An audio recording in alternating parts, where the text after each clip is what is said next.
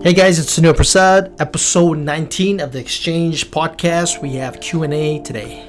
Topic is dealing with struggles as an entrepreneur or in entrepreneurship and frustrations that come along with it, whether you're just starting out or whether you've been in it for a while. All right guys, before I get into it, I got a guest named Angela coming onto the show, and we're talking about apparel and clothing. So for all you fashion people, make sure you're listening. That's coming up on Friday. Our first question today is from Leonard.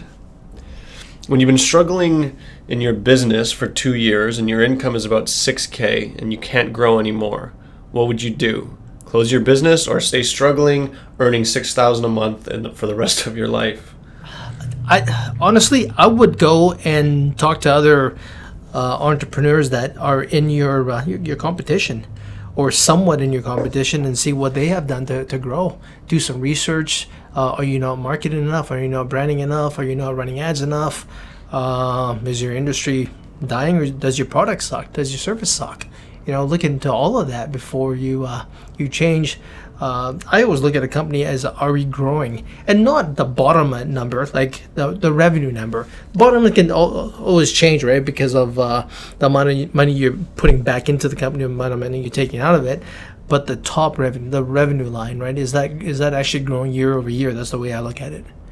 So it looks like it's either that he doesn't want to scale, or that maybe he can't. Like he's just like, for him, it seems like he views his only options as earning $6,000 a month or shutting down. Is that something you want to do? I don't know.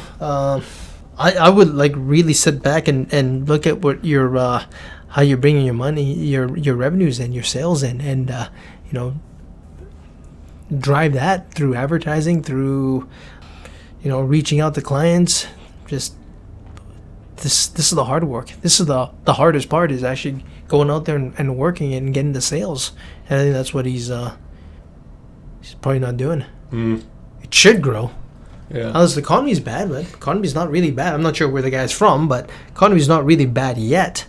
There's still things happening. Do you think there's some businesses that you just can't scale?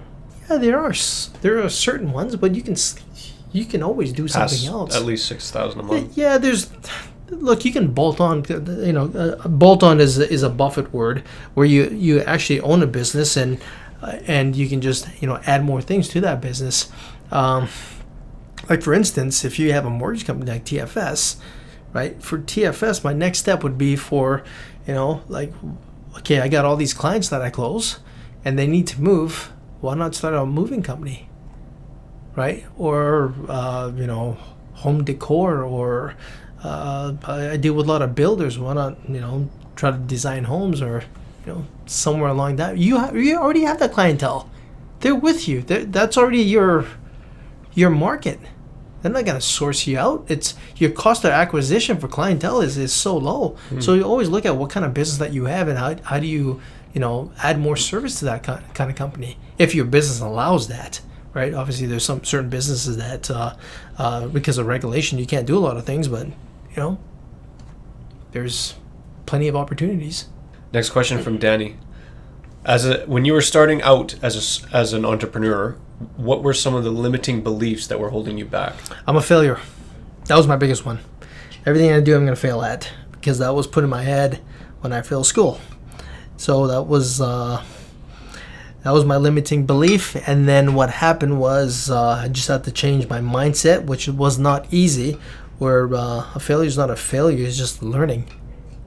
Failure for me is if I keep making the same mistakes over and over again. And it's just kind of learning and just going through the process. Not easy at all, because you're conditioned that you're a failure. Right. I was conditioned that I was a failure, right? And then changing that mindset, thinking that, okay, you know what? I didn't fail at this. These are the things I learned. Mm-hmm. And okay, how do I take this to the next step? And then when something happens, you kind of go back. It's like, oh yeah, you know what? I remember this happening, and this was the. If I go through this process and this is what happens, okay, next time I'm not going to do that. I'm going to do something else. So, yeah, that was my failure. I like it. Next question is from Abu Bakar. I'm just going to say Abu. Shorten it up. What is your advice to someone who wants to reprogram his mind to adopt a millionaire mindset? I've read books. I have ideas. but I want to hear about proper experience? You gotta surround yourself with them. You gotta surround yourself with somebody that's, making that. You gotta look at money as good. It's amazing. Where I meet a lot of people, and by default, money is bad to them. So you gotta make sure that money is always a good thing. And then in the mindset of investing, not spending. The money comes in, I'm gonna save as much as possible. I'm gonna cut back on a lot of things, and I'm gonna invest this money to make more. Yeah, those are my three things: is hang out with the millionaires that you want to aspire to be like, save, and have positive view on money, not negative. People aren't gonna take it away from you, and I think that's what a lot of people assume when they have a negative feeling towards money. It's like, I have it, somebody's gonna take it. The bill collector, the landlord, the store. No, you're just giving it to them. Right. Family, they're just gonna all come and take it. But no, change the mindset, because you're the one giving it, nobody else. Next question from Wayne. What are your pain points as an entrepreneur? What gives you the most frustration? Well, in the mortgage business, right, for TFS, what frustrates me is when I have a deal in play with my investors, my lender, and at the last moment they pull out for no reason, right? No explanation, like, I just don't want to do it. That frustrates me, because we have an agreement, but at the end of the day, it's their money. They can do whatever they want with it. Right, they control the funds, not me. That's one of the frustrations. Another one is when people overpromise and they don't deliver. That's another one. We have that with clients all the time. But I have things in place where I know and I feel when something like that's coming up, and I know what to do then. I would say those are my frustrations. I'm to a point in my business where I know what's gonna piss me off, and I just don't do that. Yeah. Right. Or it doesn't affect you. Or it doesn't affect me. I just don't let it bother me. All I got for that one. Final question from Madeline. What is your biggest challenge when it comes to branding yourself or your business? Oh man, not enough people on the team. We got the right tools. We're doing the right things. We're just not doing enough of it because of lack of human power? What did you call it? Lack of firepower. Lack of people, lack of human people power.